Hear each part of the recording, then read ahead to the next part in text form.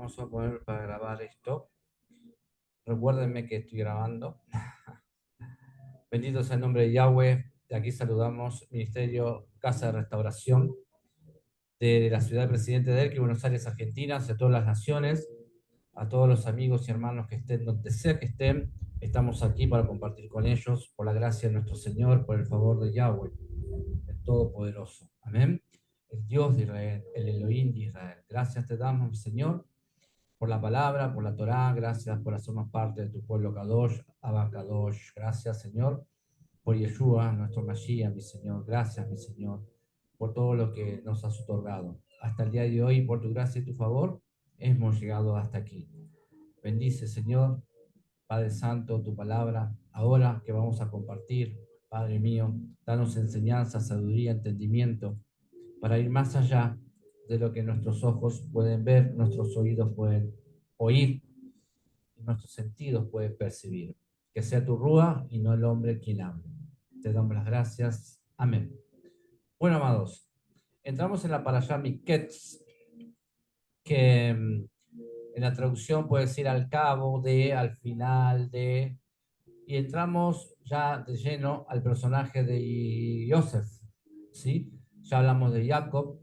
Yosef es hijo de Jacob, y vemos que los primeros versículos que ya hemos compartido con las hermanas que leyeron hablan cosas maravillosas.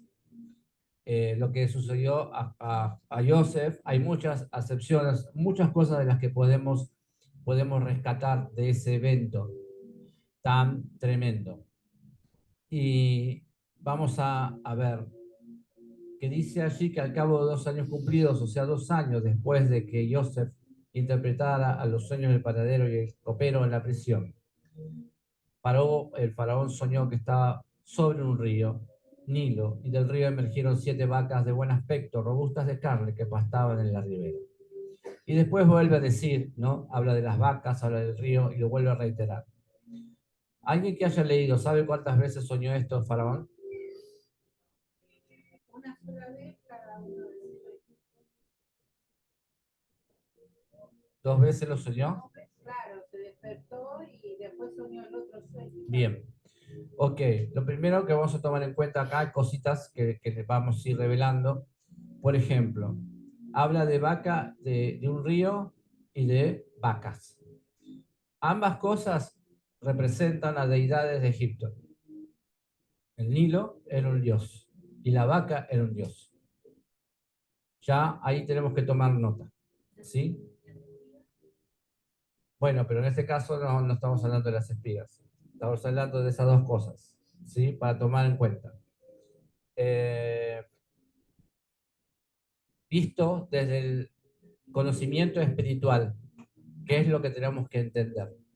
Para Paró, soñar eso era tremendo, porque sus propios deidades estaban mostrándose de una forma no deseable.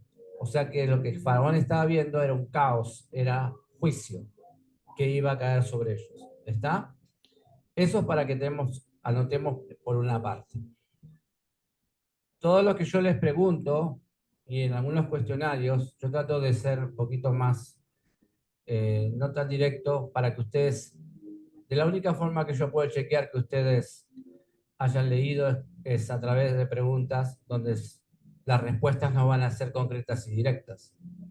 Por eso todo lo que estoy diciendo es para que lo graben, o sea, en sus mentes, y disciernan de qué se trata.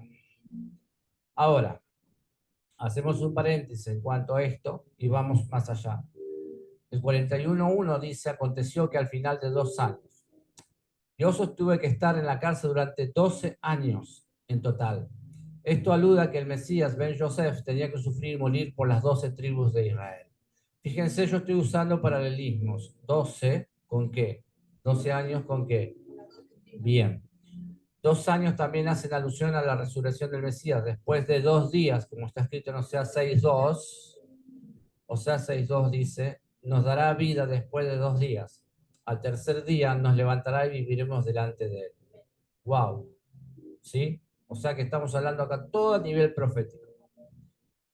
Los 2 días hablan incluso del resurgimiento, no solamente del Estado de Israel, después de casi 2000 años, otra vez dos, de no existir, sino del resurgimiento de las 10 tribus perdidas de la casa de Joseph.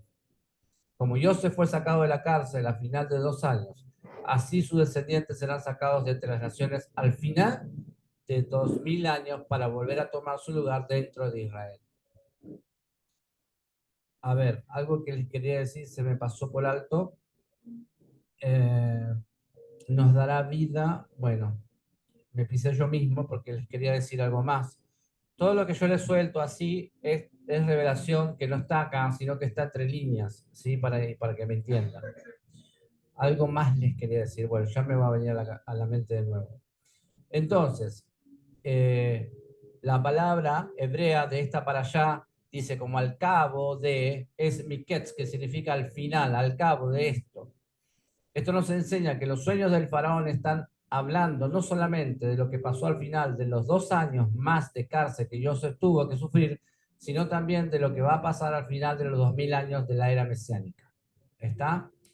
Ahora, cuando habla sueños, el Belén, cuando leyó, habló, no sé, empezó a hablar de los sueños.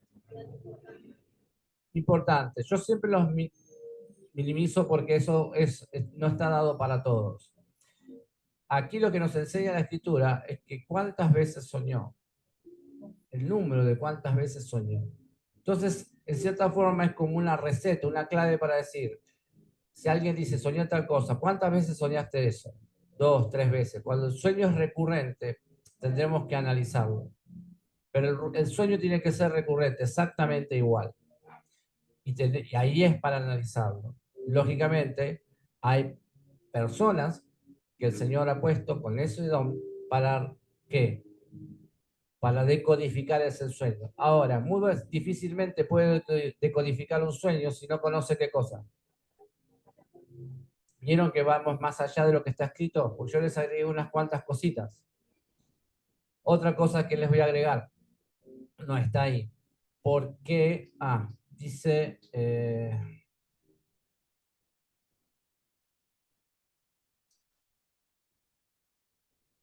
versículo 14, dice, entonces Paró mandó llamar a Joseph y prontamente lo hicieron salir de la fosa. Se rasuró su cabello, se cambió de ropa y se presentó ante Paró. Joseph pasó 12 años en la prisión egipcia. Pero le dijo a Joseph, tuve un sueño y no hay quien lo interprete, pero he oído decir de ti que escuchas un sueño y lo interpretas. Joseph respondió a Paró diciendo, eso está más allá de mí. Elohim le dará a Paró, por mi intermedio, una respuesta favorable. Entonces Paró le dijo a Joseph, en mi sueño estaba de pie a la orilla del río. Del río emergieron 7 vacas saludables y de un buen aspecto que pastaban en la ribera. Y de repente otras 7 vacas emergieron después de ellas, pobres, muy feas, de traza y flacuchas. No he visto otras vacas tan malas en toda la tierra. Las vacas flacuchas feas devoraron las 7 primeras vacas saludables, las vacas buenas. Entraron dentro de aquellas, pero no se percibía que hubieran entrado, pues su aspecto era tan malo como al principio. Entonces desperté. Y en mi sueño vi 7 espigas, papá, papá, papá. Entonces Job se le dijo a Paró, versículo 25, el sueño del Paró es uno solo. Elohim te manifestó a ti, Paró, lo que está por hacer. El sueño de Paró es uno solo. Elohim te manifestó a ti, Paró, lo que está por hacer. Y ahí empieza. Las 7 vacas nuevas son 7 años y las 7 espigas buenas son 7 años. El mismo sueño. Asimismo, las 7 vacas flacuchas, feas que emergieron después de ellas son 7 años y también las espigas vacías y marchitas por el viento del este son los 7 años de carestía que vendrán. Es lo que yo le dije a Paró. Lo que Elohim está por hacer se lo ha manifestado a Paró por medio del sueño. Conclusión. El Señor habla a través de los sueños, pero debemos tener la correcta interpretación. ¿Qué conocía Joseph? La palabra, la Torá. En cierta forma conocía los códigos, la forma que podía hablar el Señor, pero el Señor ya le había dado este talento. Hasta este momento no se lo habíamos, no aparece en la escritura. Entonces, ¿a quién mandó a llamar primero antes de Joseph? A los adivinos. Que tendría un nivel de qué? Sacerdotes, ¿no? un nivel alto dentro de Egipto. Entonces, ¿cómo lo consideró a Joseph? Muy bien, del mismo nivel que sus consejeros, brujos, como quieran llamar ustedes, sabios. Por eso Paró mandó llamar a Joseph y prontamente lo hicieron salir de la fosa. Se rasuró su cabello y cambió de ropa y se presentó ante Paró. Esto en la antigüedad se refería a que en cambio de estatus. O sea, ¿a qué les hace acordar esto? Se cambió de ropa y se presentó ante Paró. ¿Habla de qué? De un cambio de estatus. Cuando nosotros nos presentamos con ropas inmundas, el Señor cuando nos lava con su sangre, ¿con qué ropa nos viste? Con ropas nuevas, ropas de lino. O sea, que estamos al nivel, otra cosa que está hablando la Torá, está al nivel de un sacerdote. ¿Sí? Otro código más para que afirmemos esto. ¿Con quién se casa Joseph? Muy bien. Si se casa con la hija de un sacerdote, porque estaban en la misma línea de eminencia. ¿Sí? Entonces, Joseph era considerado a partir de ese momento como ¿qué? Como un sacerdote, alguien de eminencia.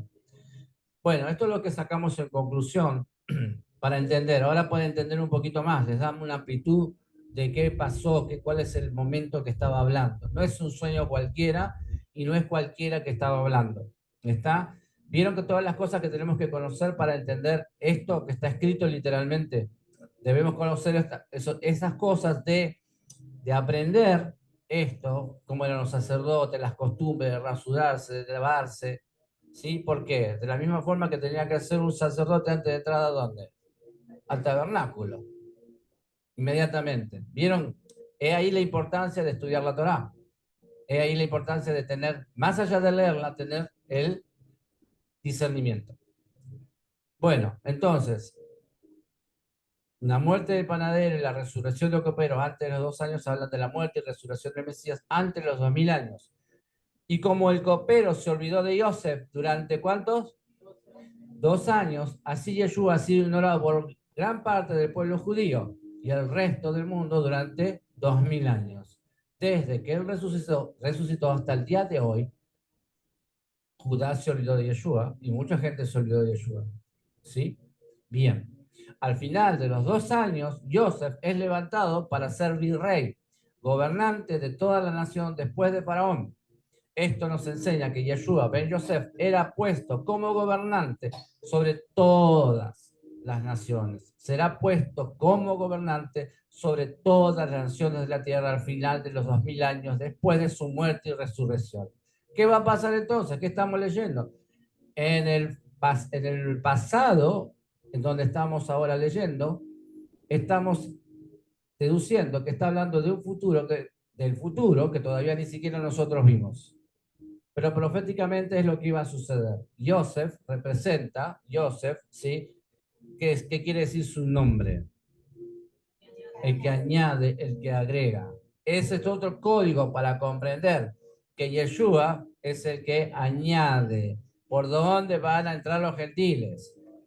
Y exactamente. Entonces Él es el que añade, Él es el que agrega al pueblo del Eterno. ¿A quiénes? A los gentiles que entran en pacto con el Señor.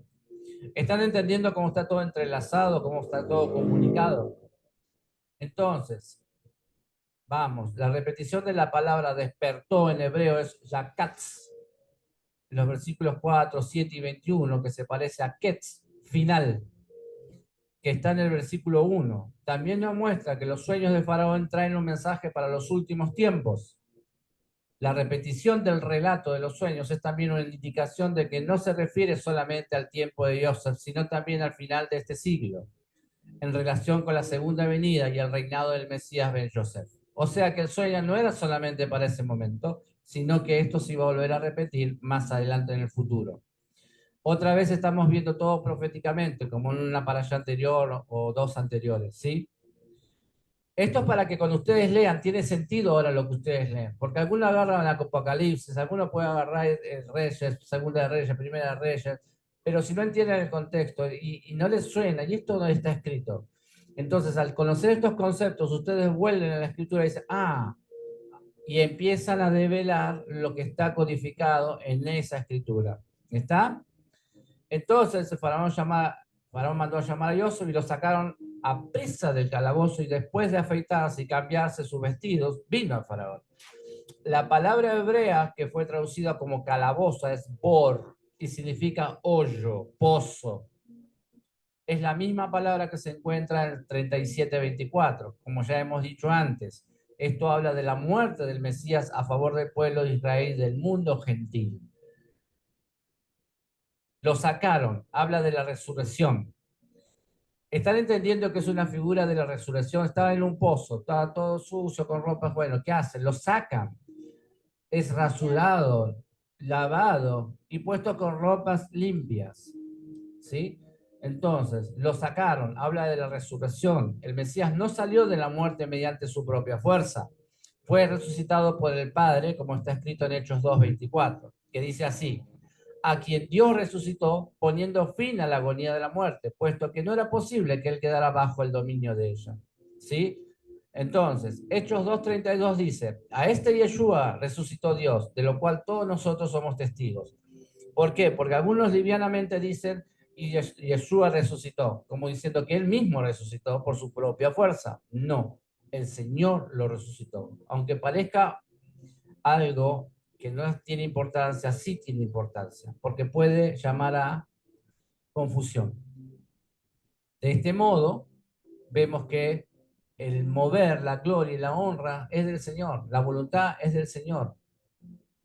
En Romanos 10:9 dice que si confiesas con tu boca a Yeshua por Señor y crees en tu corazón que Dios le resucitó entre los muertos, serás salvo. Las traducciones de Reina Valera y la Biblia de las Américas lamentablemente no han traducido el texto griego correctamente. En prácticamente todos los lugares donde habla de la resurrección se ha traducido como resucitó y no fue resucitado, como realmente dice el texto griego en la mayoría de las veces. No es que Yeshua se haya resucitado a sí mismo, no tenía poder para ello, sino el Padre fue el que lo levantó de entre los muertos. Dice luego, a prisa fue sacado. La resurrección fue algo que pasó sumamente rápido. Zacarías 3:2 dice: ¿no es este un tizón arrebatado del fuego? Habla de esto.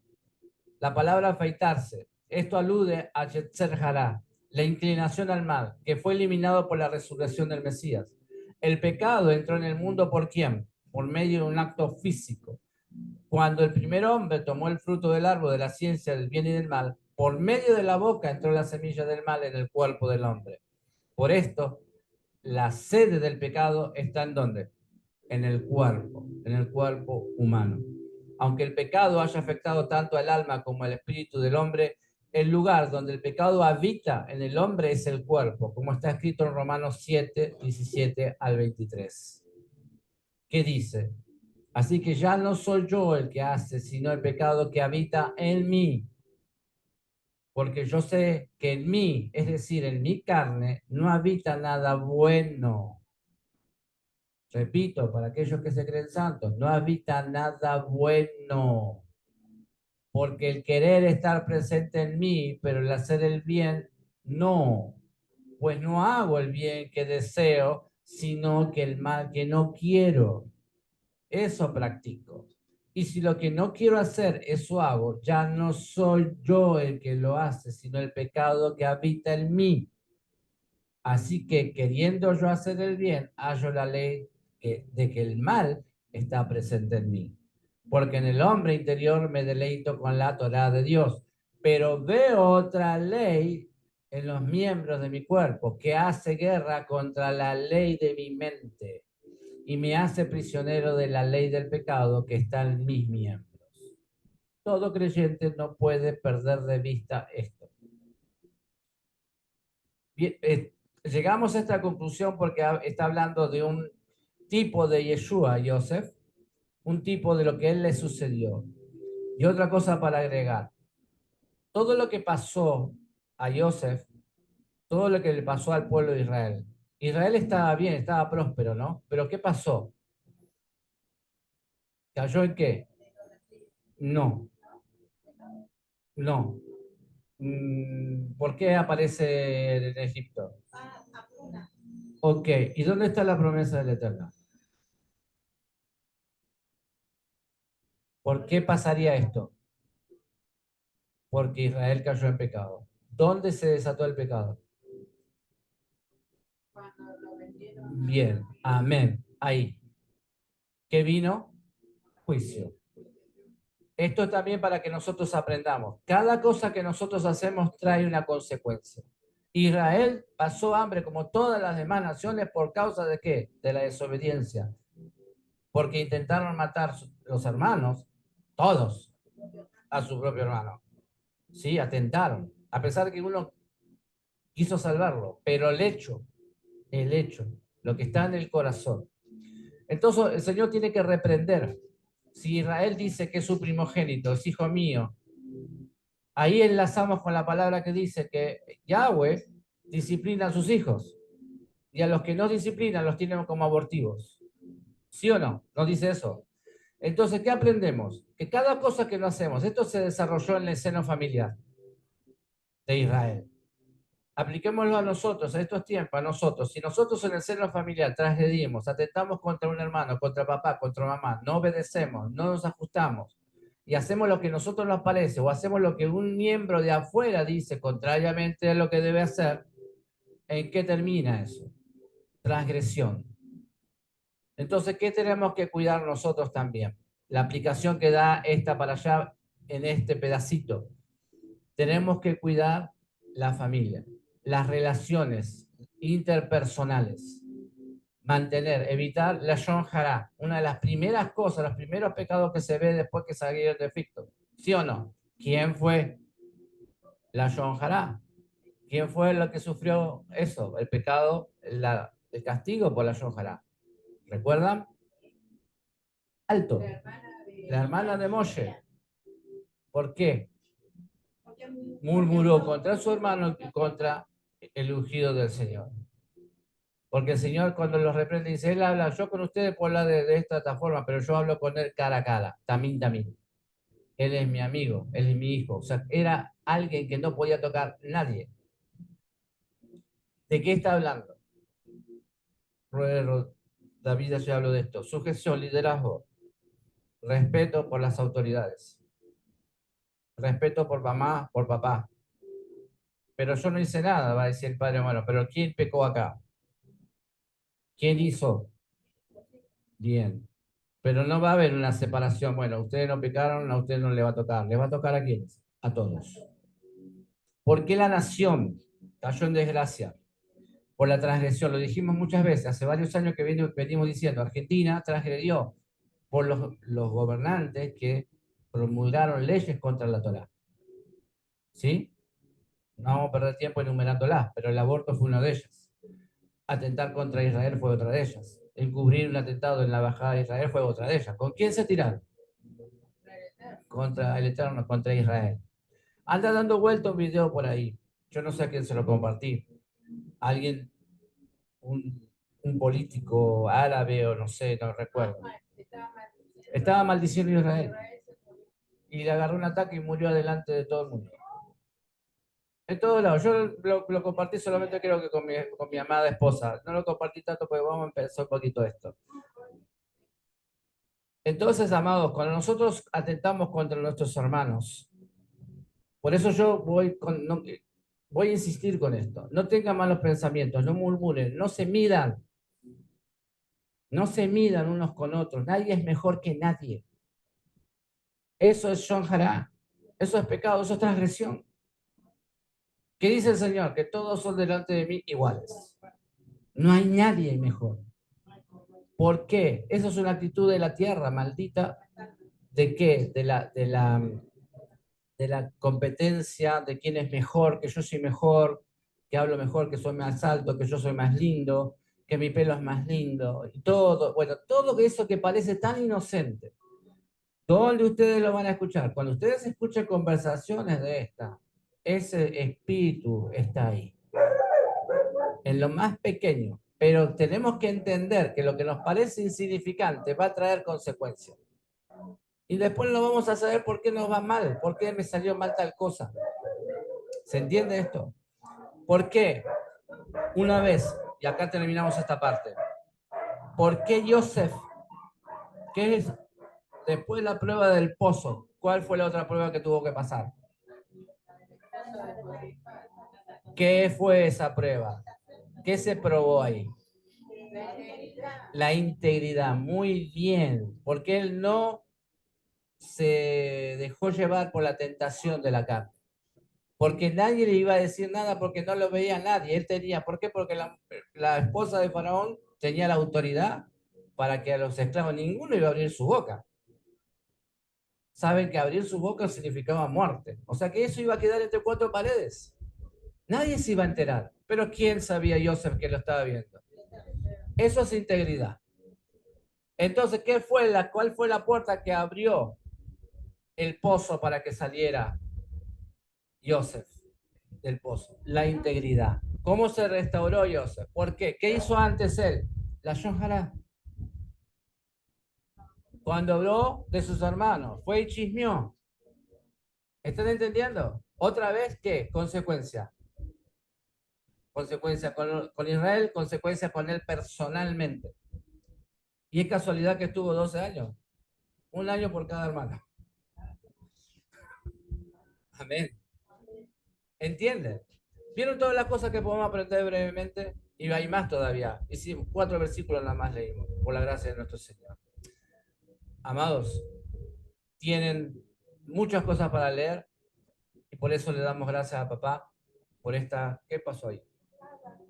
Por esta situación, esta historia que deja de ser ya pintoresca, porque ahora podemos ir, vamos más profundo. Y ahora vemos, y nos tenemos que encontrar la Torá, nosotros que aprendimos en la restauración, que a mí personalmente me costó muchísimo aprender y después enseñárselos, para enseñárselos, encontrar a Yeshua. Encontrar al Eterno en cada versículo. Y vieron que vamos creciendo en conocimiento, y ya vamos hablando de otra forma, porque vamos conociendo. Vieron que es importante conocer historias, que es importante conocer el contexto de lo que sucedía y demás. Y hay más cosas para hacer, para compartir. Bendito sea el nombre de Yahweh. Gracias, papá, por esta palabra. Señor, dame un aplauso grande para nuestro Señor.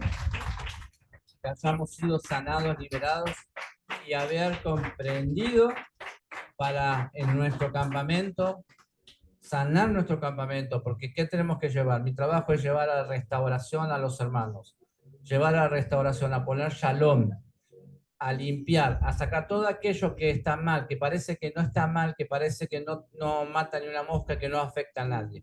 Ustedes ahora, después de haber escuchado, vieron que las cosas que para nosotros nos parece que no afectan a nadie, realmente tienen graves consecuencias. El Eterno los bendiga, Shabbat Shalom para todos. Si el Eterno nos permite, mañana nos encontramos nuevamente en el estudio de la Torá. Shabbat Shalom.